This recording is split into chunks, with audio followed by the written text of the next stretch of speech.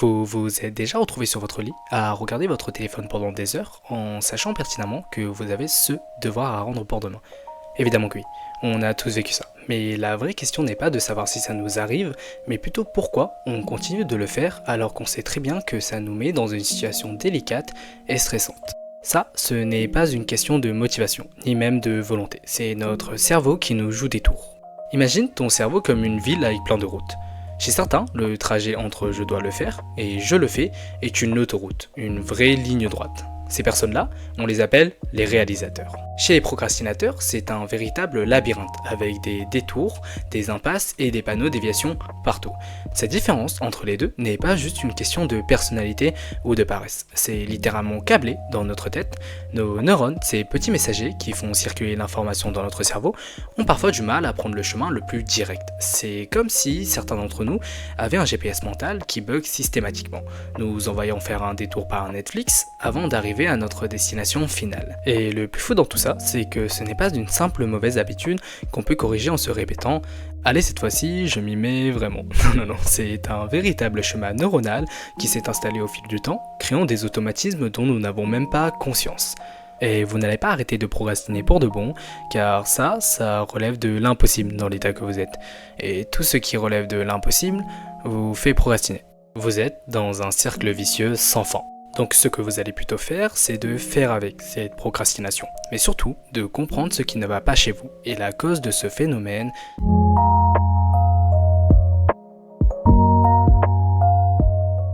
Les scientifiques qui étudient le cerveau ont découvert quelque chose de fascinant.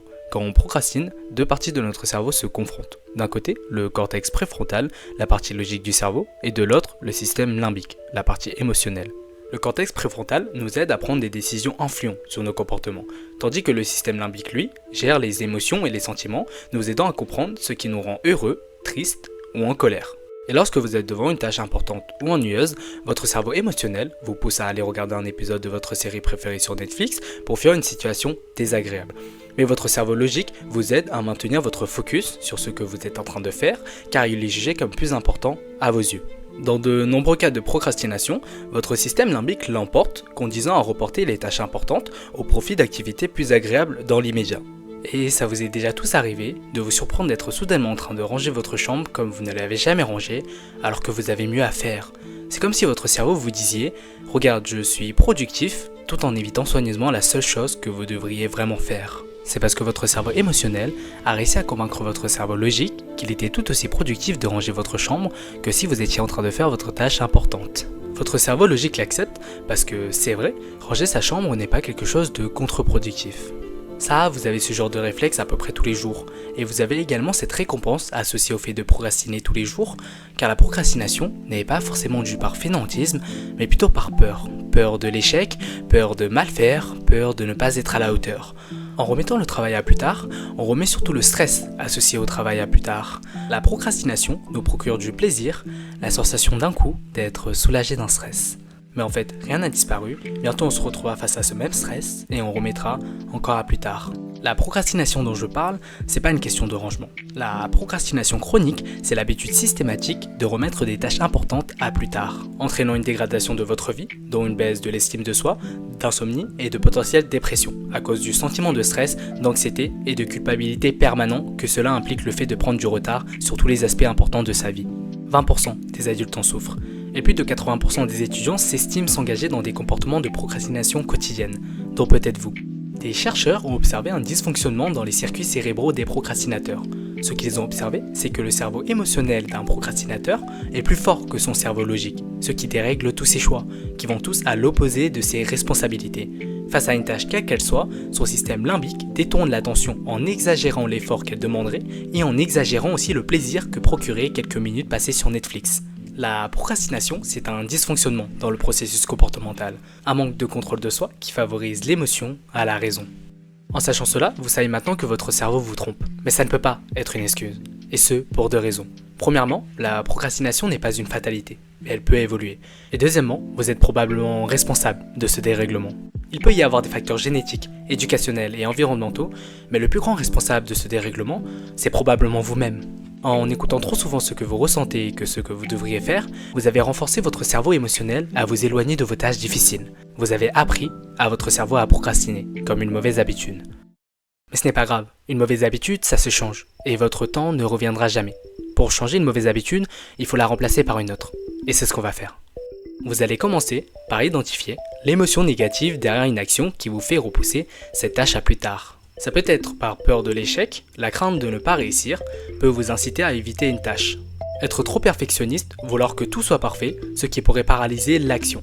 Manquer de motivation, si une tâche semble ennuyeuse ou peu gratifiante, il est facile de la remettre à plus tard. Ou encore si vous avez une surcharge de travail, être submergé par trop de responsabilités pourrait entraîner une paralysie et de tout remettre à plus tard. Lorsque vous avez identifié une de ces émotions, voici ce qu'il faut faire. Étape 1, ayez un plan. Établissez clairement un objectif, il doit être précis, réalisable et noté par écrit, pour avoir une vision précise de ce que vous souhaitez accomplir. C'est crucial car elle pose les fondations de votre travail et vous permet de visualiser votre avancement sans que votre cerveau ne puisse vous mentir. Étape 2, découpez-le en sous-tâches. Divisez l'objectif majeur en petites actions réalisables et concrètes, ce qui rend le travail moins intimidant et plus facile à accepter pour votre système limbique. Cela va également vous motiver car vous pouvez voir votre progression à travers l'accomplissement de chaque sous-tâche. Étape 3, définissez une limite de temps. Attribuez une durée spécifique à chaque tâche pour créer un sentiment d'urgence et éviter la procrastination. Cette contrainte temporelle vous aide à rester concentré et performer de manière efficace durant le laps de temps que vous avez défini. Étape 4, commencez. Si vous avez quelque chose à faire, faites-le maintenant, car l'action est le meilleur remède contre la procrastination. Le simple fait de démarrer crée une dynamique positive qui vous aide à maintenir votre élan dans ce que vous faites. Et c'est aussi en commençant qu'on se rend compte que la tâche n'était pas si compliquée. Étape 5, éliminez les distractions. Éloignez votre téléphone, les réseaux sociaux, rangez votre bureau et concentrez-vous uniquement sur votre tâche à faire. Étape 6, faites une pause et recommencez jusqu'à ce que la tâche soit finie. Accordez-vous 1 à 2 pauses en fonction de combien de temps que cela vous prend, mais pas sur votre téléphone, puisque vous êtes censé l'avoir éloigné de vous. Ça va vous aider à recharger votre énergie mentale, puis reprenez le travail avec comme objectif d'en venir à bout. Étape 7, dernière étape, récompensez-vous avec une activité qui vous fait vraiment plaisir. Car cette gratification personnelle va encourager la répétition des comportements productifs et va maintenir votre engagement et votre motivation sur vos prochaines sessions. Et aussi, car vous l'avez bien mérité. Durant tout ce processus, votre cerveau émotionnel va forcément essayer de reprendre le contrôle, à plusieurs reprises. Il va vous murmurer toutes ces phrases qu'il a l'habitude de vous murmurer, parce que vous avez appris que son bonheur était plus important que tout le reste. Mais son bonheur, c'est pas le vôtre. La procrastination, c'est pas juste une mauvaise habitude. C'est un voleur silencieux qui, jour après jour, dérobe vos rêves, vos ambitions et votre potentiel. À chaque fois que vous remettez à demain, vous ne repoussez pas simplement une tâche, vous repoussez la personne que vous pourriez devenir. Ces rêves, ce corps, ce projet que vous gardez bien au chaud dans un coin de votre tête, attendent le bon moment, qui ne viendra jamais. Parce que la seule que vous connaissiez, c'est l'obligation. La vérité brutale, c'est que le temps n'attend pas. Pendant que vous hésitez, que vous repoussez et que vous vous trouvez des excuses, la vie, elle, continue d'avancer.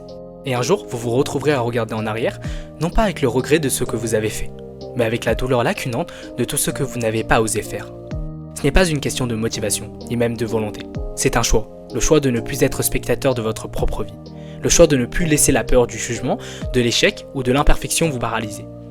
Quand la procrastination n'est pas contenue par une date de fin, elle peut s'étendre à l'infini. Votre cœur attendra, vos projets attendront et vos rêves attendront. La décision vous appartient, mais le temps, lui, ne vous appartiendra jamais. Merci à tous, c'était N, peace.